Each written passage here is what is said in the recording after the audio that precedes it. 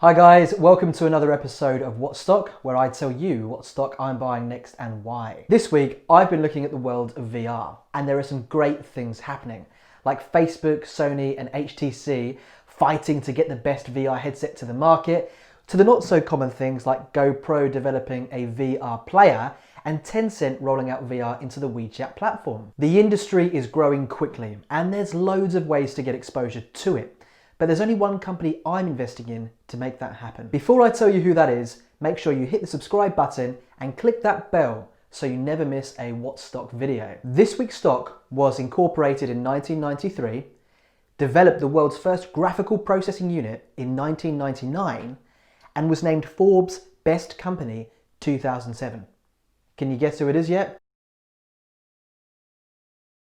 Nvidia is the market leader for GPUs and SoCs, system on chips, for mobile computing and automotive. And one of the reasons I love this company as a pure VR play is for VRWorks. VRWorks gives software and headset developers the tools to create, well, VR software and VR headsets. And it's used by almost everyone in the industry. As an investor in high growth markets, this is music to my ears, because right now the landscape is very competitive and extremely fragmented, which means the dominant HMD manufacturers, head-mounted displays, can and probably will change in the next 5 years. And we still haven't seen Apple release a competitor to the Oculus yet, despite the fact that they've been aggressively buying VR companies. In either case, whoever wins the war of the headsets, Nvidia also wins, because everyone's using their technology. In the last 10 years, Nvidia stock has gone up on average 44% a year. In the last 5 years, that's almost doubled to 84%. The demand for this stock is real, and it's now outpacing Amazon, Microsoft, and Apple. They've grown their top line revenue by 13% each year for the past 10 years, which is pretty bog standard growth for a chip manufacturer. But in the last 3 years, their top line has seen explosive growth, far outpacing competitors Intel and Qualcomm. They've grown their bottom line by a staggering 63% every year for the past 10 years. In the past 3 years, they've ramped that up to an impressive 83%. This actually beats tech giants Facebook and Google. They've grown their free cash flow, the thing we care most about as investors, by 29%, which is just nuts. But if we look at what it's done in the past 3 years, it's increased that number by 44%. And that's something to get really excited about, as it beats fellow VR players GoPro and Microsoft. Lastly, they've grown their book value, the second thing we care most about as investors, by 15%, which is really good to see. What's better to see is they've ramped that number up to 22% in the past 3 years, beating Facebook and Sony. These growth rates are absolutely insane, and they beat, double, and in some cases even triple the 10% minimum threshold that I'm looking for. What's better are these are some of the best growth rates I've seen in a major VR contender. So it gets me really excited about the stock and makes me want to explore it in more detail. So now let's take a look at the management team, and let's see if it's a team that I want to invest in. Last year, Nvidia saw a return on invested capital of 17%, which is really good. But that's actually pretty low when you consider that over the past 5 years, they've been averaging 28%, far outpacing competitors Intel and Qualcomm. They saw a return on equity of 23% and an average ROE of 32% over the past 5 years, which actually beats Amazon and Microsoft. They saw a return on assets of 16%, but they've been averaging a return on assets of 21% over the past 5 years. That's better than every other company I've screened for this stock pick. The management team are able to deploy capital very effectively, and they've been consistently finding investment opportunities that give them a return of 15% or greater.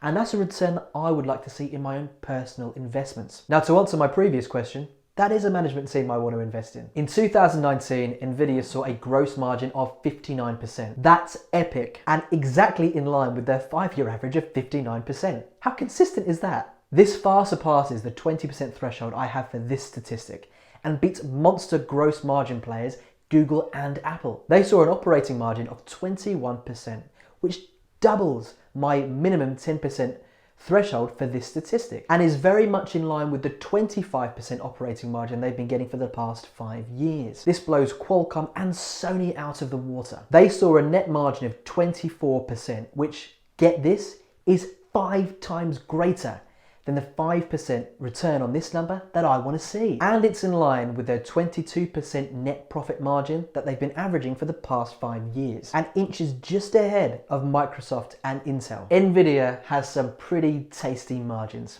And when you look back over the past 5 years, they're getting better. They're able to build their products cheaper, which means they can scale their operations to the next level. And they are very finely suited to tackle this explosive VR market. So last but not least, let's take the balance sheet before we go on to those future projected growth targets. Nvidia has one of the best balance sheets I've ever seen, and I screen a lot of companies. Firstly, they have no debt. The vast majority of their capital spending has come from organic growth, and definitely not standard for a chip manufacturer. They have a silly amount of cash on hand, and when you compare that to their current liabilities, they can actually afford not to make any money for the next 6 years and still be liquid. When you extend that field of view to see all of their assets, you can see these guys are asset rich and aggressively acquiring more assets every single year. Looking at balance sheets isn't the most exciting thing to do as an investor, but it is one of the most important things we can do. A company can have the best growth rates in the world, but if it's burdened with debt, or worse, struggling to pay that debt back, paying that debt back becomes a priority rather than innovating and creating value for their customers, which leaves them vulnerable to competition. Nvidia doesn't have that problem. In fact, they have the opposite of that problem. They have so much cash and so little debt that they can afford to aggressively innovate and buy cool, new and emerging technologies. Très cool. At this point in the video, you're probably starting to see how much of a powerhouse Nvidia is right now. And as a result, you might have to pay a bit of a premium for it. The question is it worth it? Now, if you're one of these investors who doesn't entertain purchases of companies with a PE higher than 20 or a PEG of lower than 1, look away now. I don't want to be responsible for you passing out at the PE ratio of this company. Nvidia is hands down the most expensive stock I've screened, at least compared to the S&P 500, the technology sector and the semiconductors industry. But if you want to own a Ferrari, you need to pay Ferrari prices. Now, if you're waiting around for Nvidia to reach a target price you're happy to pay, you'll be waiting around for a very long time. There isn't a snowball's chance in hell that this stock is going to drop below a PE of 20 or even get close to a PEG of 1. Honestly, I'd be surprised at the rate this company is going if it saw a PE of anywhere close to 50. Having said that, it does have a forward PE of 41.15, which is a 46% drop on its trailing PE of 76.25. Now that's a really good sign, as it indicates exponential growth in the short term, which we can be rest assured is probably going to happen. Honestly, I think with these mammoth growth companies, you need to bite the bullet and buy in, rather than wait forever for it to fall to a price that it will never reach and watch everyone else get rich instead of you. In either case, at just over $400 a share, I think is a pretty good price point. I'm going to buy in and I'm going to add it to my portfolio. Guys, if you made it to the end, thanks for sticking around and watching my stock pick. I really appreciate it. If you've got any questions, comments or feedback, please leave them below. I love getting back to you and I look forward to seeing you in the next video. Happy investing.